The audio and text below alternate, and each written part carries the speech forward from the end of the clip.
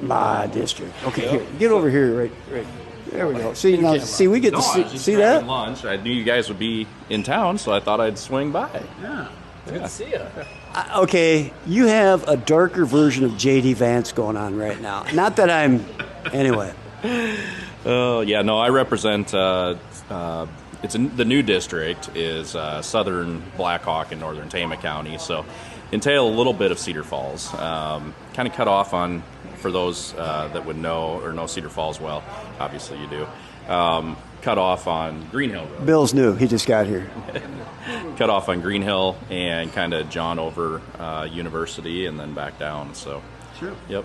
Well, we were just talking about part of the importance of having real relationships with legislators, not just, let me hold my mic. There you go. He's here to make sure the mic thing works. But actually making sure we're not just waiting till something's needed. Absolutely. Like, we have to actually have ongoing relationships. We were talking about the appropriations process. Mm-hmm. You can't just wait till the application comes open and then hope you're going to get in. And then when you know, a 10-gallon hat walks right behind you while you're talking about that. So at the state level, have you guys had a relationship working yet? I mean, you've only been in office for 8 months, and then this is your second term? This is my first term yet. So that's right, we're going to the second term. Yeah, so this second year in, first term, and so we're both kind of new to the process. Yeah. And so far, so good. I know that the presence of the Cedar Falls area is definitely heard in Des Moines, and we need to continue to build those relationships. I think that the biggest thing from my learning through the first go around here is there's a big differentiation between federal and state level politics, and the things that we can get done on the state level are quick and sometimes easier. So we need to figure out how to leverage those better for our local area. I tell people that all the time. Like my friend that put together Salute to the Fallen Foundation. He's running from District 80, Iowa House, down in Hiawatha, the Cedar Rapids area. John Thompson. He said that to me too. He says, "Man, I can do so many things faster." He wasn't even going to run for office, but him and I were running around doing static displays for awareness for his foundation during the presidential campaigns last year, and they were like, "John, you need to run for office." No, I'm not. And he kept telling me, "You got to understand, John. No effing way." That's just the way John is. And if you've ever seen the movie Lone Survivor or The Outpost, John's that guy. That's John. Anyway, so you never get offended by what John says. This is John. But then all of a sudden, he couldn't figure out why at the state level, all these bills for mental health he was trying to get through were getting turned down. Come to find out, it was his own state representative that lived less than 3 blocks away that was sitting on the committee to move him forward, and he was never a veteran, never served. John got off the phone with him that Saturday, called me up a little bit later on. "I think I'm running for office." By Monday, he had everything filed. "Kent, I got everything filed. I'm running for office." So yeah, he was like, I'm just using that as an example. He says at the federal level, he could never get anything through. Right. But at the state level, you could really do it quick. And then when you got mayors like him that'll work with you on stuff, boy, does that ever help. Yeah, I think, the other thing is that it's important that our local folks serving on the state legislature level have access to the committees that are important to get things done. Yeah. The ones that come to mind, and I think of bills in the last 2 years we've gotten done. We've got some really good bike trail type bills done and things like that would really affect some of our great areas here in Cedar Falls and the Waterloo area. But to be able to serve, like for example, I serve on state government and Ways and Means that deals with all the tax stuff for the state. It's important that we have a voice locally that's taking that to Des Moines and that's being heard, because otherwise, the state government truly is from a grassroots up. I mean, that's how it's developed. Federally, a little more of a struggle, but we can get a lot of stuff done on the state level. You can affect change, and we can actually meet. We need to. It's been on my to-do list since we talked. And we do. We got together. Thank you. This is me doing my civil duty again. See Kent Larson moves mountains to get people together, and don't you forget that. Because you're right, we can actually have a dialogue. It's not the same. Like we go out to D.C. every year and meet with our national legislators. But again, the timelines, just how everything flows there, it's a very long-term lead time on, okay, you're going to start having some conversations. it won't fit this year. They'll maybe start talking about it next year, maybe, but there's an election, so they're going to wait till the year after before they start talking about anything. So we've just got to have much more active, kind of hands-on conversations because, like you said, once you're in session, it's hard to change the trajectory of what's being worked on. It's outside of session, I feel like, where we can actually start to find the common ground, work on some different ideas. And absolutely. And Iowa's unique, right? We have our session goes from the second week of January, and by the 1st of May, we're done. It's a quick session. On the House side, we've got 2-year terms, so it's quick turnaround. Good and bad, we can get things done quick. It's focused, and everybody's there. But at the same time, we have a limited amount of time to get things through. I feel you. Oh, and how long is your term? 2 years. What? Waterloo and Cedar Falls are some of the only cities in Iowa that are 2-year mayor terms. That's for the crazy. bigger cities. I mean, 4 seems kind of long. I'd be good with 36 months myself. I'm just, but it's always either 2 or 4 because they don't do municipal elections on the off years. Whatever. Come on, grow up. Well, now, I'll give you an example, too. Like, you're talking about how you can move quickly. And here's where a lot of people make a mistake about state politics is they only get active once in session because, then the news is picking up. I'm like, you guys, if you really want to affect policy and change in your state and in your local community, in your county, you want to do it out of session. I always go to people, and they don't understand this. I pushed through a law way back in 2017. We were working on that thing for months before it came into session. And we had it all pre-planned, and we pushed that thing through. Now, I beat the living hell out of the Iowa Board of Medicine on that. Yeah. What they didn't realize is they gave us exactly what we wanted. And the state senator and the guy that was originally wrote the bill, they're both sitting there going, that was pretty slick, Kent. You got it. Yeah. Anyway, and my example is John Thompson. You saw him on the news a week and a half ago. It was his 5-year-old daughter that walked off campus down at the Pierce Elementary School in Cedar Rapids. Yeah, and so his main thing was mental health bills because that's what his gig is. And he says, I changed my first priority from mental health to the safety of our children. He says, I'm sorry. I'm a veteran that deals with mental health issues, and there are a lot of other people that have mental health issues, but if we can't protect our kids, then by God, why are we taking care of our mental health as adults? They have to grow up. So he immediately turned around and, like, in 48 hours, had 2 bills he already had negotiated. That's because it's at the state level, like you were saying. Well, we're fortunate in this state, honestly. We don't always agree. We don't even always agree in our own caucus, but we do get a lot of good legislation passed. Last year we got some good school security bills passed through, some extra funding to go towards school security, and those priorities, Democrat, Republican, across the aisle, across the chambers, we can get them through quickly. But you're right, a lot of that stuff starts now, and I've got bills that are priorities for a lot of different constituents that we started working on 2 to 3 months ago already, just to get into the pre-filing period. That way, when we get there in January, we can hit the ground running. And remember, it takes 3 signatures to get these bills done and through, and that's probably the biggest key is the work that's going on now is that making sure that the governor's aware of what we're working on, and making sure that we have senators on board so that when that bill bounces from the House to the Senate, because at the end of the day, it takes 3 chambers, and if we don't have all 3 chambers, it's kind of a moot point.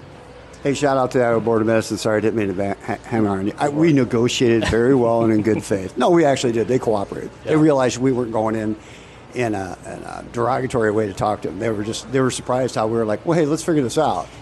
So, sorry, I didn't mean to. Well, and I think, too, at the state level, the further you get toward national, the more polarized it gets. Mm-hmm. Like, I'm sure, and this when I was campaigning, even with my council, I told everyone, like, we're not going to agree on everything. No 2 people will ever agree on everything. But at the end of the day, we've got to work together. We've got to figure out what's the pragmatic solution to whatever we're working on. Yes, there's some things that will be divided on party lines that you're just not going to be able to get over. Thankfully, us at the local level, we don't really deal with any of that. You probably get still more of the, like, well, I'm going to have to go with my party on this one because to keep things moving, you just have to go with your party. But I think at the local level and just having an ongoing relationship, no matter who's in the position, that's the hard thing for the mayor is I know a lot of people have asked for endorsements and things, and I've usually kind of been like, it's tough for me in my role because I really have to stay out of the politics of one side versus the other. I do have opinions, but you're trying to balance how do I make sure and stand for what I think, but at the end of the day, we're here to get the work done. What I'm going to say real quick, okay, is at the state level, I disagree with what you're saying. Tactfully, here at this level, I agree. So when I have a politician who's knocking on my doors, whether they're an incumbent or not, and they're like, well, I'm just here to hear your points of view. I'm like, no, I'm interviewing you as the candidate, whether you're if you're just, basically you're telling me I ain't going to say anything about what I believe in because I don't want you to know what I truly believe in because we might disagree. Well, I'm adult enough that I know I'm going to, for me, it's the 48% that I strongly disagree with that bothers me. If I agree with you 52% of the time, you're probably going to get my vote. It's the 48 that bothers me the most. Well, you and I talked about this the first time interview because I had someone on the campaign trail that asked, she said in the most respectful way, she's like, hey, I know that has nothing to do with your role as mayor. I just like to know your thoughts on abortion. And I gave her a direct answer, and I could tell the way she asked it. She was very pro-life. And I said, I've always felt you need to be responsible for your actions, your choices, and I want to make sure we maintain that. So I also think there's a period where you need to be able to accommodate for whatever situations coming up, life situations. So I said I'd always felt the 20-week mark was a good compromise. I said I'm always willing to look at that, but I said I think we need a period where it's allowed. And she looked at me and she was like, it's not exactly what I wanted to hear, but just thank you for giving me a direct answer. And we had a great conversation after that, talking about, providing access for those who are born, but maybe go into the adoption system. How do we better support our adoption system? Because we don't support it very well right now. So we had a great ongoing conversation. At the end of it, she said to me, she's like, you didn't gain my vote, but you didn't lose my vote. And I'm like, if we can have a conversation on a topic like that, not agree on a very touchy national political issue, but then still move forward to, okay, what can we actually do to make a difference on it? I agree, and I'm sorry, but in the back of my head, I was sitting, do you raise beef? Absolutely, I do. Boy, I couldn't be a not all hat, no cowboy type no cows type cowboy, right? No, I do, absolutely. The only reason it popped in my head is because I've been out to my butcher this week. I ordered my half of beef from a guy. I've been doing it all along. And just you're talking, and I know we're talking about abortion, but we're talking about how to get along, right? And I'm like, he raises beef. I forgot about that. Because what I thought was cool about that was when you were first running for office, right, you were talking a lot about agriculture and that right there. But I know that when you got down there, and I was going to bring this up earlier, all of a sudden you're going, pardon my French, holy shit, there's a lot of stuff that goes on down here that I should probably get on the bandwagon with. And, remember, I'm not the politician. I say words like shit. So anyway. Well, I'll go ahead and say it because holy shit would be to put it mildly when I got down there. I'll tell you, so it's interesting, the committees that I got put on when I got down there, obviously I serve as vice chair of ag, but that's only a small piece of what I do. And actually in this state, we don't do a lot in the ag committee because we have such a strong ag legislature anyway and a strong support of agriculture in this state, so we don't do a lot on the ag committee. All the other committees I serve on, so transportation being one, ways and means, obviously that's a huge one, but state government, for example, is kind of the catch-all. And my first, I'll give this as an example. My first week in, I get handed two bills on cosmetology regulation in the state and the education system for the cosmetology school. And the first thing I had to do was call. Guess whose wife's family owns the largest cosmetology privately owned in the local area? Well, that would have been helpful. So I know a lot about that. That would have been helpful because the first call I had to make was to my wife. And now, can you explain exactly what a cosmetologist all does? Because I have an idea, but I don't know. Well, it was the biggest thing was, in all honesty, it was the barbers had a higher level standard than the cosmetologists. Okay, and I'm not trying to ding cosmetologists. Okay, there's just differences in them. The problem was Iowa's level was 2,100 hours, and nowhere else in the universe from here to, Marvel, Captain Marvel, and whatever. Who's the guy with all the stones? Nowhere, anywhere in existence did anybody have that level of licensing, which was kind of crazy. Yeah. And they were trying to bring them together. Yep. And that's what you ran. You walked right into that beehive. Yep. I remember everything. Yeah. So we had poor a bill. Deb, you did well. Oh, we had a bill to combine the barbering and cosmetology boards and to straighten out some of those rules that were on licensing. And boy, I got an education fast. But I looked at Representative Bloomingdale, who's the chair of that committee, and I said, "Really, this is what we're going to start with?" And she, it's amazing though the amount of bills that.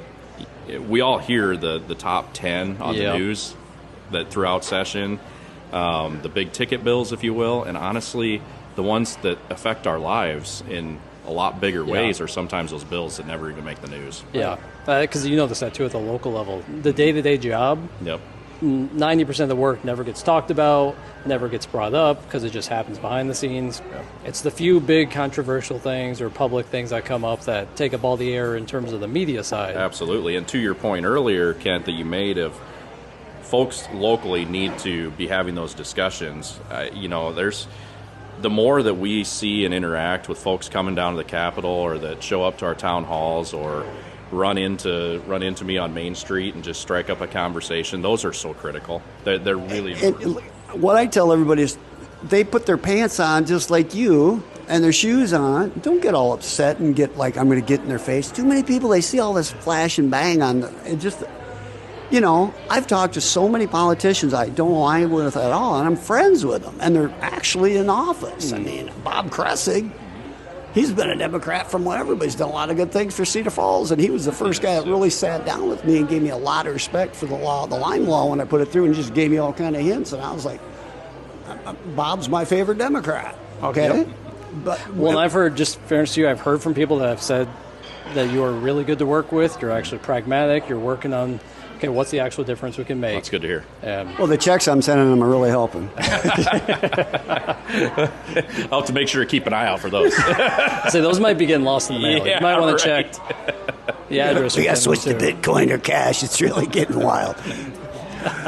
Okay, well, hey, thanks, man. I appreciate you coming by, Derek. I mean, I am doing a steal your show here. You're fine. I am doing a podcast with the mayor, not Derek Wulf. Listen, if you're just going to come in here, right, Bill? And with Bill. And with Bill, who's off mic. You could at least get the guy, instead of some chicken, maybe get him a hamburger or something. He ordered for himself. That was his choice. By the way you're dressed, back to that cosmetology thing, I want to see your hands. I bet you've had manicures. No. He's joking. Yeah. He said manicures and pedicures. Don't let him fool you.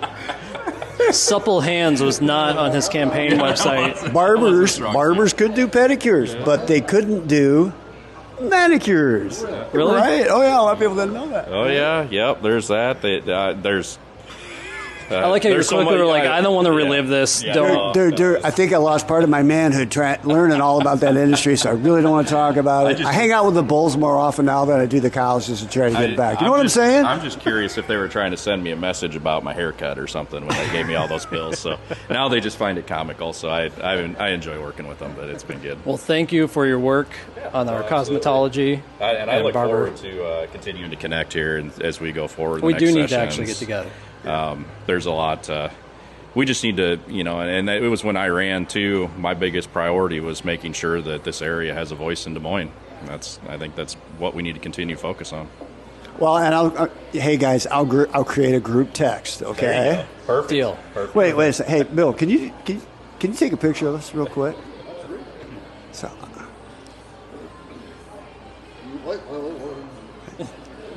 It's a grandpa with a phone camera. We move really slow. I like her describing what's happening. Okay, as Bill picks up the camera, here's puts the on his first glasses. mistake is Bill puts it in horizontal mode versus horizontal mode. Now, listen, Chatty Cathy. I'm going to take more than one. I want everything to be set up just right. I'm busted. I'm going to get higher now. I'm busting him up. 1, 2, 3.